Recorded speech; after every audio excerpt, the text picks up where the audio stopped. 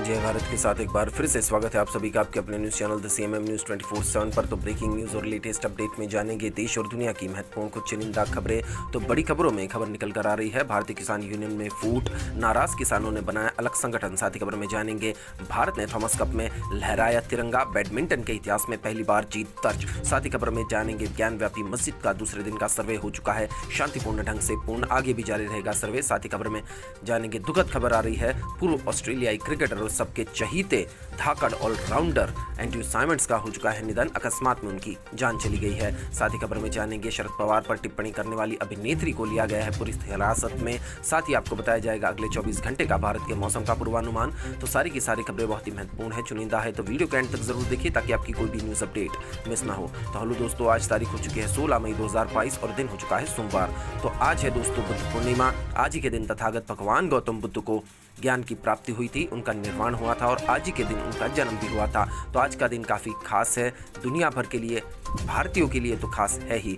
तो CMM news की तरफ से आप सभी को इस पावन पर्व पर शांति, समानता और ज्ञान के इस पावन पर्व पर द सीएमएम न्यूज़ की ओर से आप सभी को बुद्ध पूर्णिमा की ढेर सारी शुभकामनाएं। बढ़ते अगली खबर की ओर। तो पहली खबर में जानेंगे भारतीय किसान यूनियन में पड़ी दरार, कई प्रमुख नेताओं ने राकेश टिकैत के साथ छोड़ा, इस नाम से बनाया नया संगठन। जी हां दोस्तों, कई प्रमुख नेताओं ने राकेश टिकैत का साथ छोड़ा है। दरअसल भारतीय किसान यूनियन बीकेयू में चौधरी महेंद्र सिंह टिकैत की पुण्यतिथि के मौके पर बदलाव हुए हैं। राकेश टिकैत गुट के कई नेताओं ने उनका साथ छोड़ दिया है और एक नया संगठन भारतीय किसान यूनियन राजनीतिक बना लिया है।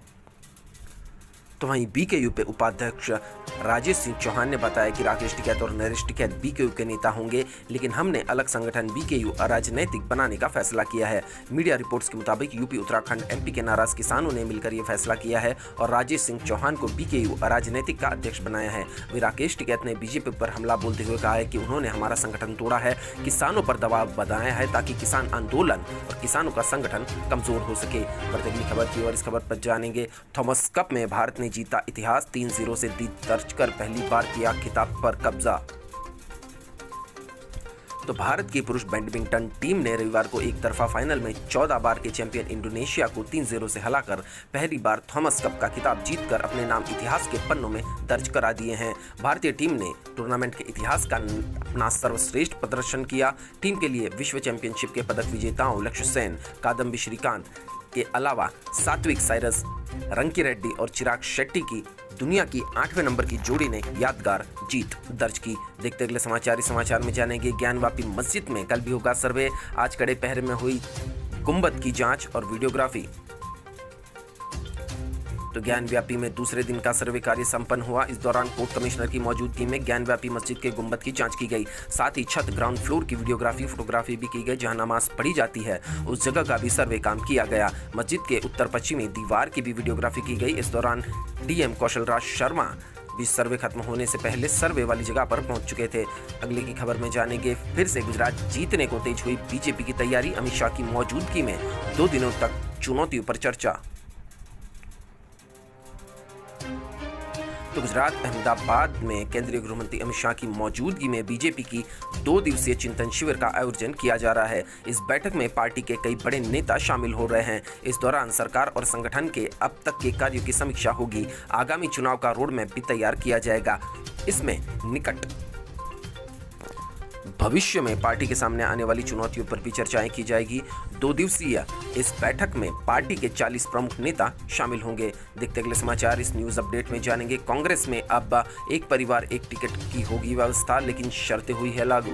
तो कांग्रेस की तरफ से भी चिंतन शिविर आयोजित किए जा रहे हैं, उसी से निकलकर ये खबर आ रही है। तो सियासत के गलियारों से खबर आई है कि कांग्रेस ने अपने चिंतन शिविर के आखिरी दिन रविवार को कई बड़े सुधारों वाले नव संकल्प मसौदे को अप्रूवल किया, जिसमें एक परिवार एक टिकट की व्यवस्था सबसे प्रमुख है। साथ ही यह शर्त भी रखी गई कि परिवार के किसी दूसरे व्यक्ति को टिकट तभी मिलेगा जब उसने संगठन के लिए कम से कम 5 साल तक काम किया हो। देखते अगले समाचार। इस समाचार में जानेंगे माणिक साह बने त्रिपुरा के नए मुख्यमंत्री, प्रधानमंत्री नरेंद्र मोदी ने दी बधाई। तो भारतीय जनता पार्टी के प्रदेश अध्यक्ष और राज्यसभा सदस्य माणिक साहा ने रविवार सुबह त्रिपुरा के मुख्यमंत्री पद की शपथ ली। राज्यपाल SN आर्य ने यहां राजभवन में उन्हें एक नए मुख्यमंत्री के रूप में शपथ दिलाई। समारोह में पूर्व मुख्यमंत्री बिप्लब कुमार देव, भाजपा विधायक और मंत्रियों के साथ उपस्थित रहे। देव के शनिवार शाम मुख्यमंत्री पद से अचानक इस्तीफा देने के बाद साहा इस पद पर काबिज हुए। शपथ ग्रहण समारोह में केंद्रीय मंत्री प्रतिमा भौमिक भी शामिल हुई। उप मुख्यमंत्री जिष्णु देव वर्मा और मंत्री रामप्रसाद पॉल ने शनिवार को भाजपा विधायक दल की बैठक के दौरान मुख्यमंत्री के रूप में साहा की नियुक्ति का विरोध तो किया था। दोनों शपथ ग्रहण समारोह समाप्त होने के कुछ समय बाद ही राजभवन पहुंचे थे। बढ़ते अगली खबर की ओर। इस खबर में जानेंगे उत्तर भारत में हीट वेव, उमस ने किया बेहाल। असम में बारिश और भूस्खलन से कई घर तबाह। देश की राजधानी दिल्ली, उत्तर प्रदेश, राजस्थान, हरियाणा, चंडीगढ़ सहित भारत के कई हिस्सों में गंभीर हीट वेव की स्थिति बनी हुई है। मौसम विभाग के मुताबिक आने वाले 16 और 17 मई को देश के उत्तर पश्चिम और मध्य भागों में लू की स्थिति बनी रहेगी। फिर उसके बाद मौसम में बदलाव होगा। वहीं जम्मू कश्मीर, हिमाचल प्रदेश, उत्तराखंड में 16 और 17 मई को गरज के साथ बारिश और ओलावृष्टि होने की संभावना है। वहीं पंजाब और पूर्वी उत्तर प्रदेश में गरज के साथ हल्की बारिश हो सकती है। हरियाणा, पश्चिम उत्तर प्रदेश और राजस्थान में 16 मई को अलग अलग जगहों पर धूल भरी आंधी के साथ बारिश की भी संभावना है। तो असम और उत्तर भारत की बात करें तो उत्तर भारत में हीट वेव है, उमस ने बेहाल करके रखा है। तब असम की बात करें तो असम में बारिश और भूस्खलन से कई घर तबाह हो चुके हैं। बढ़ते अगली खबर की ओर। इस खबर में जानेंगे CNG प्राइस हाइक के बारे में। महंगा हुआ गाड़ी चलाना, फिर बढ़े CNG के दाम। जानिए कहां कितनी बढ़ी है कीमतें। तो गाड़ी चलाना अब और महंगा हो गया है। यदि आप CNG से गाड़ी चलाते हैं तो आपकी जेब और ढीली करनी होगी। CNG के दाम फिर बढ़ गए हैं। दिल्ली में अब ग्राहकों को प्रति किलोग्राम 2 रुपये अधिक चुकाने होंगे। जानकारी के अनुसार बढ़े हुए दाम यानी रविवार सवेरे 6 बजे से लागू हो गए हैं। अब दिल्ली में CNG 73.61 रुपये प्रति किलो मिलेगी। वहीं नोएडा, ग्रेटर नोएडा और गाजियाबाद की बात करें तो यहाँ CNG गैस की खुदरा कीमत 76.17 रुपये प्रति किलोग्राम पर पहुंच गई है। मुजफ्फरनगर, मेरठ और शामली में CNG गैस की कीमत 80.84 रुपये प्रति किलोग्राम हो गई है। बढ़ते अगली खबर की ओर। इस खबर में जानेंगे देश भर में पिछले 24 घंटे में कोरोना के 1913 नए मामले दर्ज। भारत में चौथी लहर आने की संभावना है कम। तो देश भर में पिछले 24 घंटे में कोरोना के 1913 नए मामले सामने आए हैं। वहीं 6 लोगों की मौत भी हुई है। तो इलाज करा रहे मरीजों की संख्या घटकर 16,261 हो गई है। शुक्रवार को 2,841 नए केस मिले थे। देश में सबसे ज्यादा केस 673 दिल्ली में दर्ज किए गए थे, जबकि 4 लोगों की मौत भी हुई थी। दिल्ली में पॉजिटिविटी रेट 4.97% हो गया है। बढ़ते अगली खबर की ओर। इस खबर में जानेंगे RTI में बड़ा खुलासा। सार्वजनिक जमीन पर बनी है अलीगढ़ की जामा मस्जिद। बीजेपी नेता ने की तोड़ने की मांग।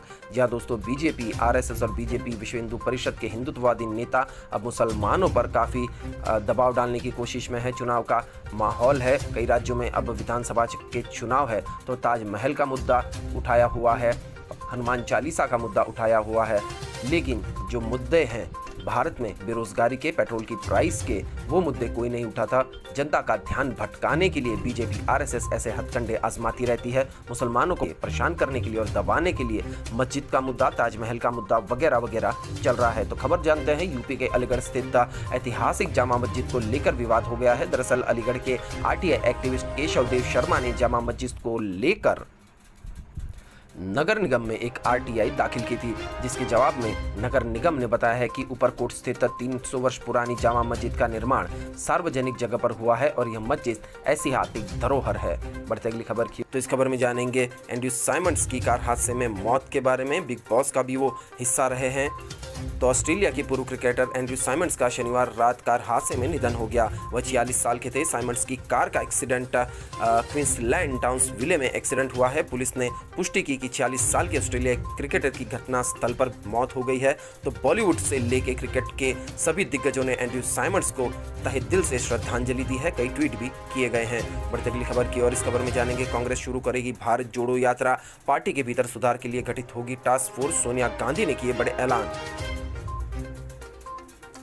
तो कांग्रेस की अंतरिम अध्यक्ष सोनिया गांधी ने रविवार को राजस्थान के उदयपुर में आयोजित चिंतन शिविर में कांग्रेस के भीतर सुधार शुरू करने के लिए टास्क फोर्स का गठन करने की घोषणा की। साथ ही जनता से जुड़ने के लिए भारत जोड़ो यात्रा का भी ऐलान किया। तो इस खबर में जानेंगे प्रधानमंत्री नरेंद्र मोदी की नेपाल विजिट के बारे में। नेपाल के साथ हमारा संबंध अद्वितीय, बुद्ध पूर्णिमा पर लुम्बिनी यात्रा से पहले पीएम का संदेश। तो लुम्बिनी यात्रा के दौरान पीएम मोदी को बौद्ध विश्वविद्यालय की ओर से डॉक्टरेट की मानद उपाधि प्राप्त करवाई जाएगी। ये उपाधि पाने वाले वे पहले भारतीय प्रधानमंत्री बनेंगे। नरेंद्र मोदी 16 मई को बुद्ध पूर्णिमा के मौके पर एक दिवसीय यात्रा पर नेपाल के लिए लुम्बिनी पहुंचेंगे। यहां से वे दुनिया को विश्व शांति का संदेश देंगे। यात्रा पर जाने से पहले रविवार को पीएम ने कहा कि नेपाल के साथ हमारे संबंध अद्वितीय है। पीएम शेर बहादुर देउबा से फिर मिलने के लिए मैं उत्सुक हूँ। बढ़ते अगली खबर की ओर। तो इस खबर में जानेंगे भारतीय बैडमिंटन टीम ने रचा इतिहास। 73 साल में पहली बार थॉमस कप में लहराया तिरंगा। तो इंतजार की घड़ियां खत्म हो गई। पहले जो हुआ उसे भूल जाइए। ये नया भारत है और नए भारत के नए खिलाड़ियों ने बैंकॉक में तिरंगा लहराकर जो काम किया है उसका जश्न मनाइए। बीते 73 सालों में जो नहीं हुआ वो किया है। भारत ने थॉमस कप की सबसे सफल टीम को धूल चटाई है। उसने बताया है कि भारतीयों से भिड़ने का मतलब उसे दिखलाई दे। हिंदुस्तान के बैडमिंटन की ताकत, भारत के बैडमिंटन की ताकत, कहने को 5 का गेम था फाइनल, लेकिन भारत के शटलर्स कहाँ मानने वाले थे। उन्हें तो जीत की जल्दी थी, जोश से भरे थे, तो 3-0 से ही इंडोनेशिया का बैंड बजा दिया। भारत की जीत में आखिरी कील किदांबी श्रीकांत ने ठोकी। तो ये काफ़ी गर्व की बात है बैडमिंटन जगत के लिए और भारत के लिए भी। बढ़ते अगली खबर। तो इस खबर में जानेंगे AIMIM के नेता अवैसी का औरंगजेब की कब्र पर फूल चढ़ाने का मुद्दा गरमाया। अब एक्ट्रेस रवीना टंडन का पोस्ट आया चर्चा में।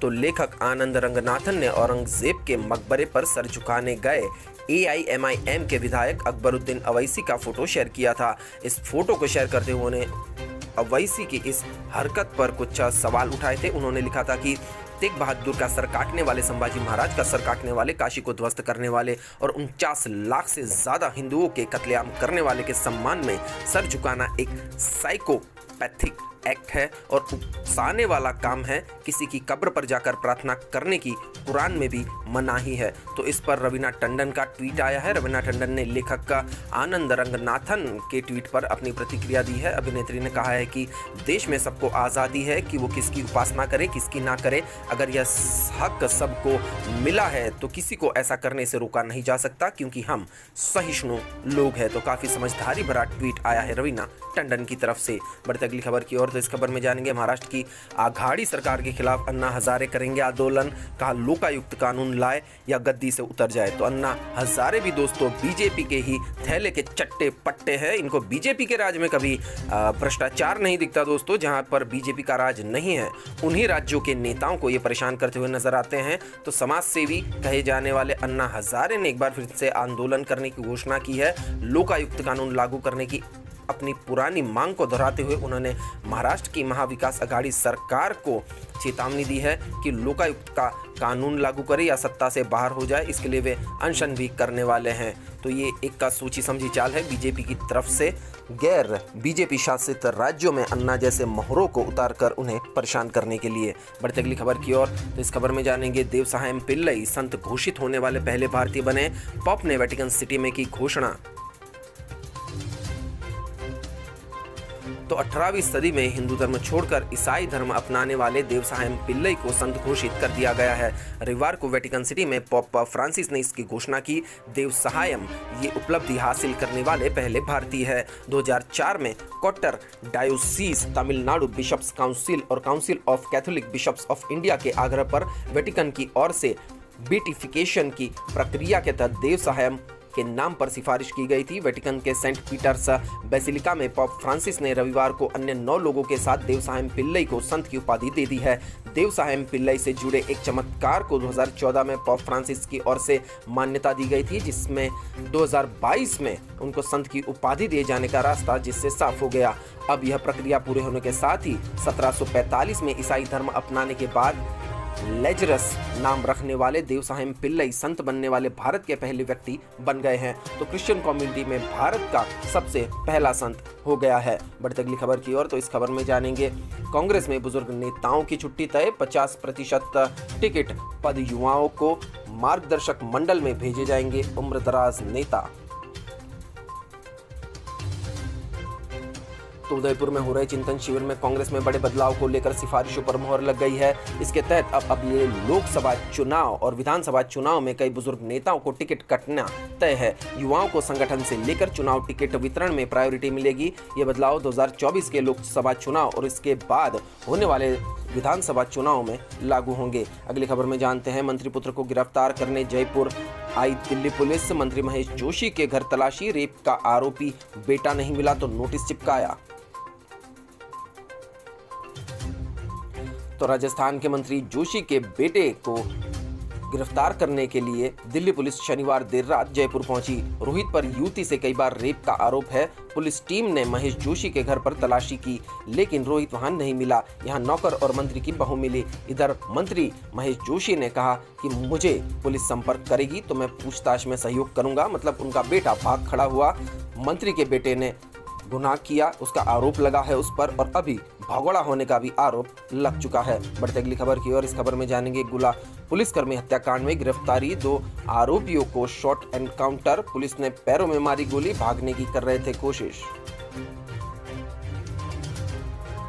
तो गुना के अरौन में 3 पुलिसकर्मियों की हत्या मामले में गिरफ्तार 2 आरोपी जिया खान और शानू का पुलिस ने शॉट एनकाउंटर किया है। इनके पैर में पुलिस ने गोली मारी है। पुलिस ने बताया कि पूछताछ के दौरान दोनों आरोपियों ने शिकार किए हिरण और हथियार राघोगढ़ के जंगल में छिपाया हुआ है, ऐसा बताया। पुलिस की टीम इसकी बरामदगी के लिए दोनों आरोपियों को लेकर जब जा रही थी तो गाड़ी रास्ते में ग्राम भेड़नी घाट पर पहुंचने पर आरोपी शानू खान ने अचानक पुलिस वाहन की स्टीयरिंग मोड़ दी, जिससे गाड़ी रोड के नीचे से उतरकर पलटते पलटते बच गई। तभी दूसरे आरोपी जिया खान ने थाना प्रभारी बजरंगगढ़ उप निरीक्षक अमित अग्रवाल की शासकीय पिस्तौल छीनने की कोशिश की। इस झूमा झटकी में उप निरीक्षक अमित अग्रवाल और वाहन चालक आरक्षक दीपक ओझा भी घायल हो गए। बढ़ते अगली खबर की ओर। तो इस खबर में जानेंगे, एमपी में पुलिसकर्मियों की हत्या। जी हाँ दोस्तों, खतरे की घंटी है। 2012 में आईपीएस को ट्रैक्टर से कुचला गया था ऑन ड्यूटी, और अभी तक पुलिस वालों पर अटैक हो ही रहे हैं। एमपी में बदमाशों का राज अब बढ़ता जा रहा है। जांबाज पुलिस वालों को हम खो रहे हैं। दरअसल मध्य प्रदेश में मुख्यमंत्री शिवराज सिंह चौहान माफिया गुंडों और तस्करों के घरों पर तो बुलडर दिखाने के लिए चला रहे हैं, इसके बावजूद भी माफिया सिर उठा रहे हैं। पुलिस और अन्य विभागों के कर्मियों पर हमले लगातार जारी है। ताज़ा मामला गुना का आपके सामने है। यहाँ शिकारियों ने एसआई समेत 3 पुलिसकर्मियों की भी जान ले ली है। बढ़ते अगली खबर की ओर। इस खबर में जानेंगे, चारों खालिस्तानी आतंकियों का रिमांड बढ़ा। कोर्ट ने 2 को 3 दिन तक रिमांड दिया, 2 को न्यायिक हिरासत में भेजा।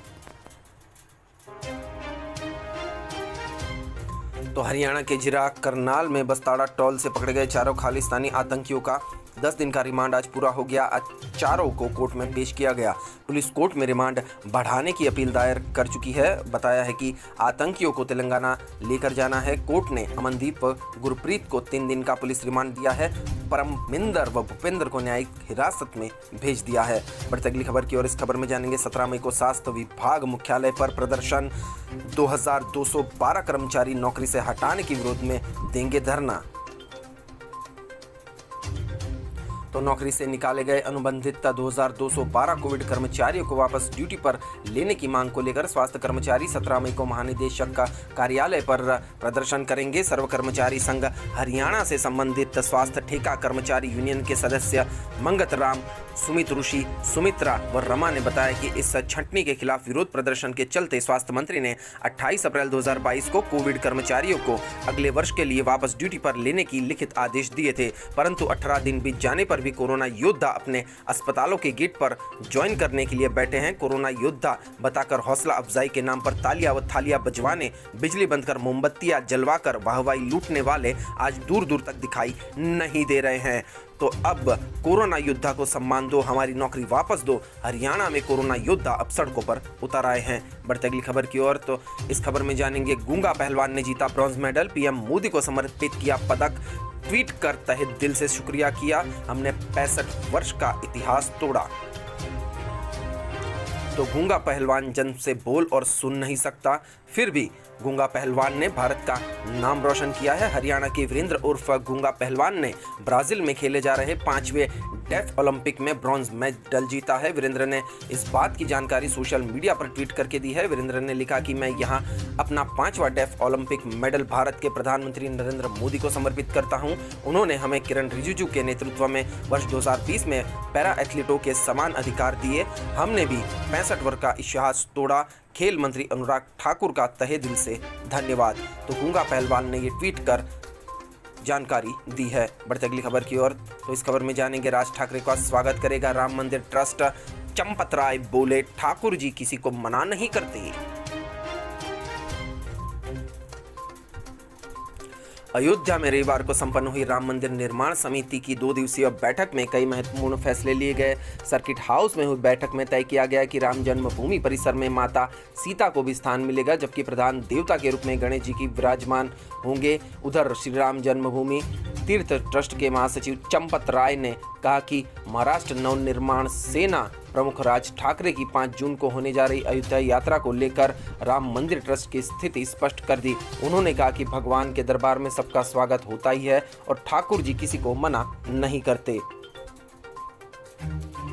तो इस खबर में जानेंगे, मराठी एक्ट्रेस केतकी चितले गिरफ्तार। शरद पवार के खिलाफ आपत्तिजनक टिप्पणी करने पर ठाणे पुलिस का एक्शन, एक छात्र को भी अरेस्ट किया।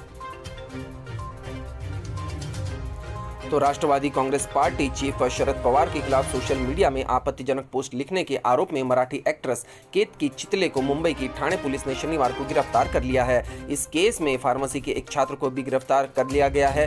3 दिन की पुलिस रिमांड पर केतकी चितले को भेजा गया है। दरअसल शरद पवार पर इन्होंने विवादित टिप्पणी करी थी, इसके चलते उन पर FIR हुई और अब वे पुलिस हिरासत में हैं। बढ़ते अगली खबर की ओर। इस खबर में जानेंगे, नशे से मरे युवक के घर पहुंचे सिद्धू।